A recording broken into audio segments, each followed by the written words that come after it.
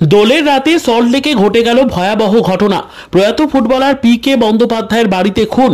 মদের আসরের মধ্যেই ধারালো অস্ত্রের কোপে খুন করার অভিযোগ উঠেছে গাড়ির চালকের বিরুদ্ধে। অভিযোগ দায়ের হওয়ার পর বিধাননগর দক্ষিণ থানার পুলিশ ওই চালককে গ্রেফতার করেছে। ধৃত চালকের নাম বরুণ ঘোষ।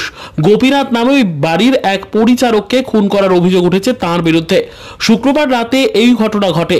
প্রয়াত ফুটবলারের ওই সল্টলেকের বাড়িতে বর্তমানে থাকেন তার দুই মেয়ে। জানা গিয়েছে সম্প্রতি থাইল্যান্ড থেকে ফিরেছেন প্রয়াত ফুটবলারের এক মেয়ে। শুক্রবার তিনি অভিযোগ জানান তার পার্স থেকে কয়েক হাজার টাকা চুরি হয়ে গিয়েছে।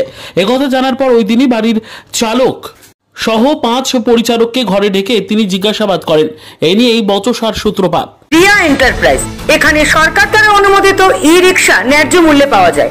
এখানে আপনারা পেয়ে যাবেন ইন্ডিয়ান ই রিক্সা, মজবুত বডি, দুর্দান্ত মাইলেজ, সাথে থাকছে একাধিক সুবিধা। সেই সাথে থাকছে ফাইন্যান্সের সুব্যবস্থা। অল্প ডাউন পেমেন্ট করে আপনি পেয়ে যেতে পারেন এই রিক্সা। তবে আর দেরি কিসের? আজই চলে আসুন।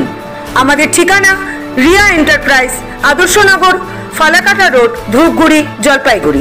আমাদের ফোন নম্বর 9564837601 এবং 6294607196।